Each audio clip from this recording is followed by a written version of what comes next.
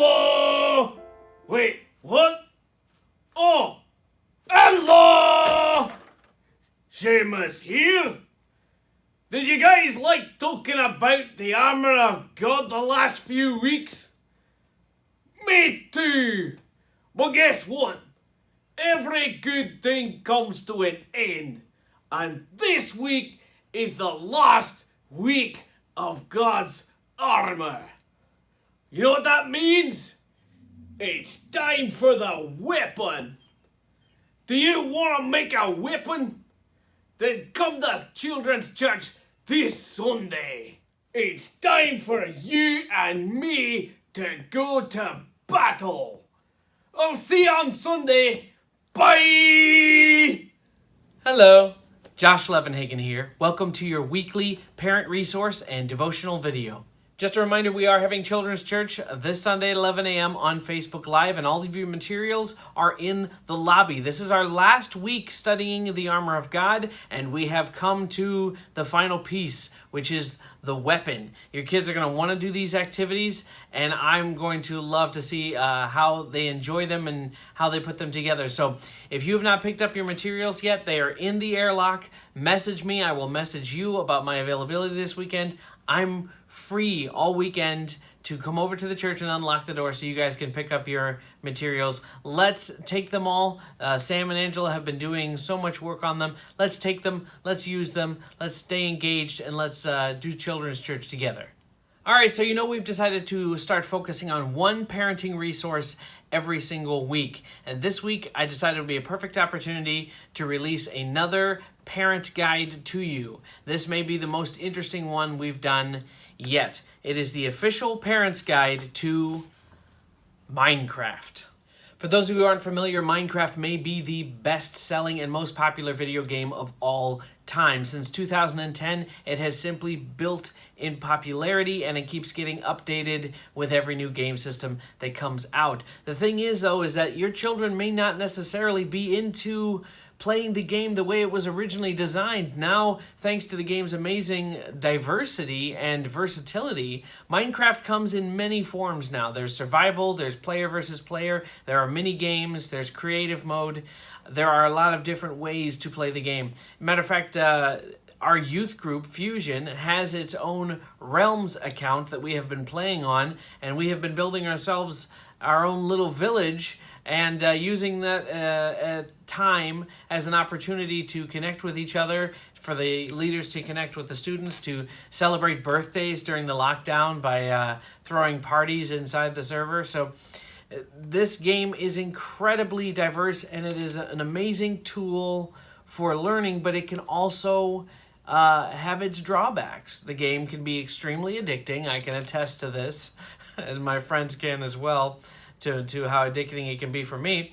But it also has its risks when it comes to the online community, because everybody wants to do everything on the internet now, and Minecraft has plenty of online options where you can end up interacting with people that you don't know, and so your children could be accepting that risk without you even knowing it, because you think they're playing an older idea behind the game, when in fact they could be using the online version. So this parent guide helps break down all the different kinds of Minecraft, what it's all about, why your kids are so into it, how it can be used for some amazing things, and also some of the risks that are involved with playing it on the internet.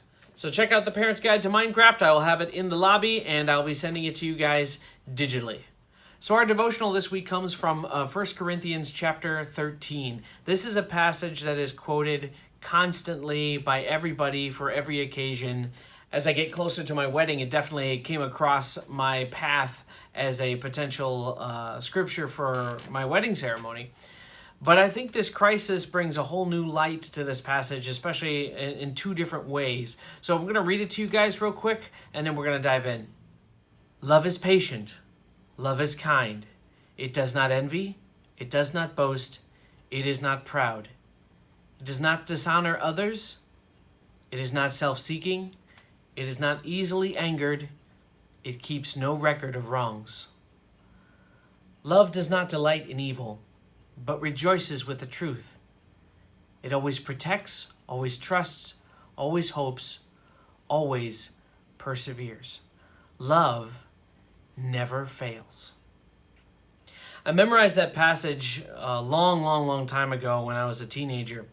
But again, like I said, this crisis seems to bring out two aspects that I hadn't thought of before, and I think apply to all of us right now.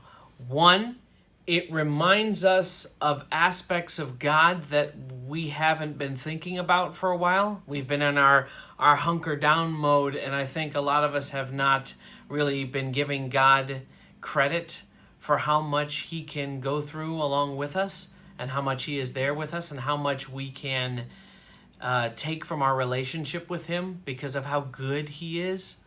But also the fact that who he is, being love. The Bible does say that God is love. His nature is loving compassion for us. That directly contrasts with our completely inadequate efforts to love one another. His perfect love can be a challenge to us when we don't feel like we are loving the people around us in selfless ways. It can be just something as simple as us reciting that same passage, but changing the words love to God. God is patient. God is kind. He does not envy. He does not boast. He is not proud. God does not dishonor others. He is not self-seeking. God is not easily angered.